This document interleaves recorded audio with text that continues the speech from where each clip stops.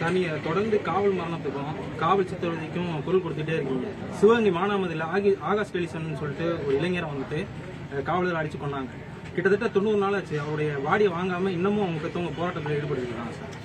ஏன் இந்த கட்சி வந்து ஏன் ஆட்சி நடக்குது எடுப்பார் என்று நான் நம்புகிறேன். புது டிஜிபி வந்திருக்காரு. இதுக்கு முன்னாடி இருந்த ஆட்சியில யாரை வேணாலும் சுடலாம், கையை காலை உடைக்கிறது தான் பெஸ்ட் போலீசிங் அப்படின்றதையே வந்து கடந்த கால ஆட்சியில ஃபாலோ பண்ணிட்டு இருந்தாங்க. 2 ரவுடியை சுட்டோம்னா கொலை நின்றும் பாலியல் வன்முறை நின்றுன்ட்டு ஒரு எண்ணத்தில் அப்போது இருந்த காவல்துறை அதிகாரிகள் செயல்பட்டு கொண்டு வந்தார்கள். எத்தனை என்கவுண்டர் நடந்துச்சு. நான் சிறைக்கு போகும்போது பார்த்தா மனசாட்சி இருக்கா இல்லையான்னு தெரியல, கையே காலை உடைச்சிட்டு அனுப்புவாங்க. டாய்லெட் எப்படிங்க போவான் ஜெயில என்ன வெஸ்டர்ன் டாய்லெட்டா வச்சிருப்பாங்க? கஷ்டமா இருக்கு. அவன் டாய்லெட்டை உட்கார்ந்து எந்திரிக்கிறதுக்கெல்லாம் கூட எவனாவது ஒரு கைது ஹெல்ப் பண்ணுவான். கொடும் குற்றத்தை நான் புரிஞ்சிருக்கலாம். அந்த குற்றத்தை நான் மறுக்கல, அதுக்குள்ள நான் போகவும் விரும்பல. அதே போல காலை உடைக்கலான்னு சொல்லிட்டு ட்ரை பண்ணதுல தான் அந்த ஆகாஷ் என்ற இளைஞர் உயிரிழந்திருக்கிறார். அண்ட் நீதிமன்றம் விரைவில் விசாரணை நடத்த வேண்டும் என்று உத்தரவிட்டிருக்கிறது. இது போன்ற வழக்கில் காவல்துறை அதிகாரிகள் தான் இந்த தவறை செய்தவர்கள்.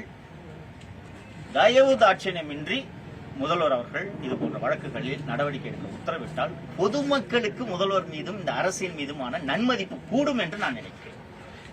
தொடர்ந்து அதிமுக ஒழிக்கணுங்கிறதாக அதிமுக ஒழிய வேண்டும் என்று தாவேக்க நினைக்கவில்லை, எடப்பாடி பழனிசாமி நினைக்கிறார்.